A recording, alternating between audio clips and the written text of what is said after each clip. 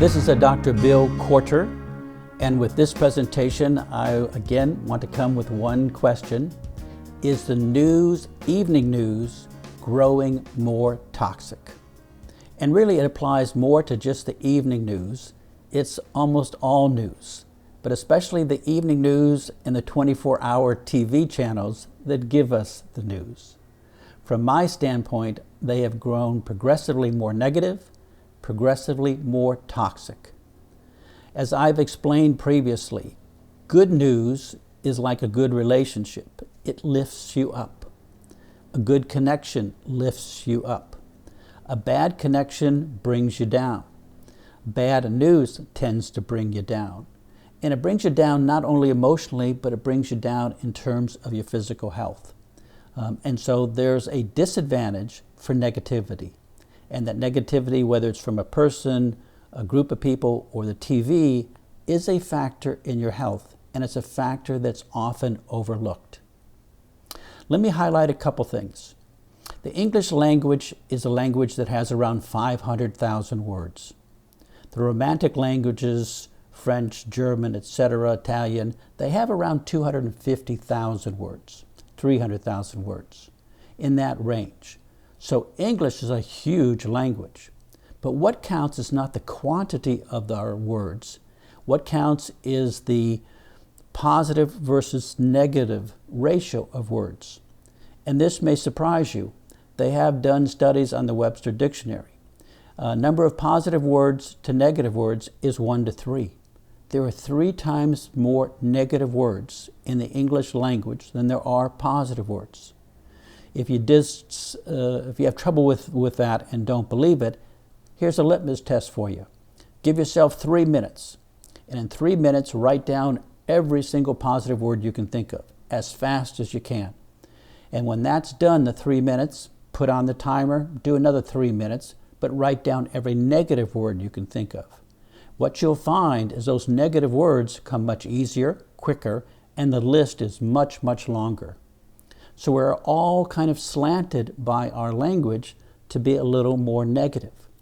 Well, if you turn on the evening news, that 3 to 1 ratio becomes more 6 to 1 or 9 to 1. News programs know that what sells and what attracts viewers is negative news. And that's why when you turn on the TV at night, you get a barrage of this negativity. And what they don't appreciate is that's a negative factor for your health. And so my recommendation is to limit your evening news, to limit your exposure to the 24-hour news channels that give you negativity on such a constant basis. It's like anything else. To protect yourself from toxins, a short exposure might be acceptable, but a longer exposure wears you down. It will increase your level of cortisol, which is a negative stress hormone. It will decrease your immune system. It will decrease your rejuvenation and repair. So you need to be aware of its impact. And I think it's even worse today than it was 25 years ago. Why? We don't get a break with the commercials. The commercials used to be rather humorous, at least when I was growing up. But today, what are the commercials? They're basically all developed under a single premise. Something's wrong with you, and if you buy our product, we can help you fix it. And so that's a negative message. What makes it even worse is most of the evening news programs are run by pharmaceutical companies. I mean, if you listen to the commercials, most of them are pharmaceutical commercials selling you certain drugs. The drugs that I would prefer that my 8-year-old had not heard about. They know more about antidepressants, more about sexual dysfunction drugs, etc., than I would have preferred. So commercials themselves are negative. So here's my recommendation for this presentation.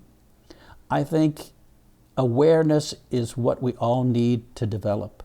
We need to be aware of the 77,000 chemicals. We need to be aware of the contaminants and the toxins. We need to be aware of GMOs and their negative impact. But at the same time, we do need to be aware of some of these bigger issues.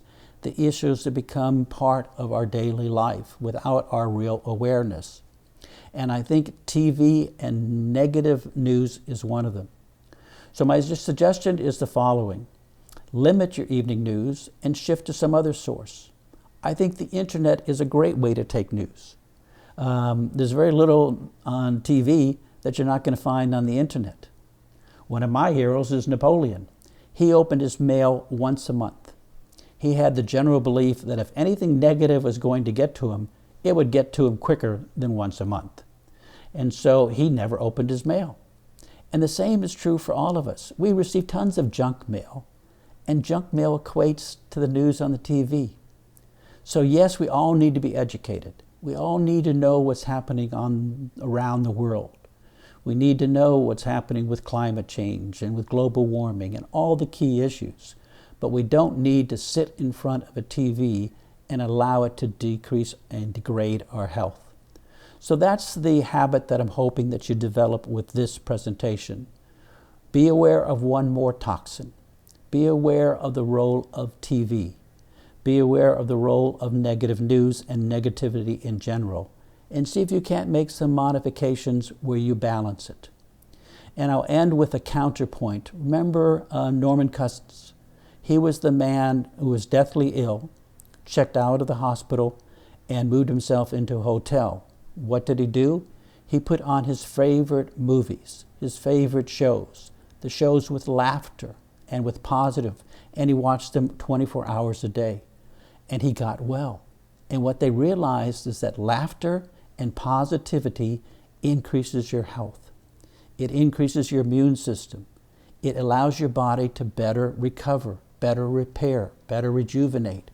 So think of Norman Cousins and compare it to the news and make that habit shift to get more of his type of living and less of this material and negativity on the news. Thank you very much for listening. I hope you can develop some of these habits.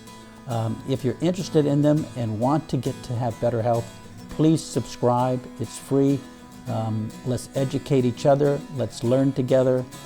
And let's see if we can get healthy together. Thank you.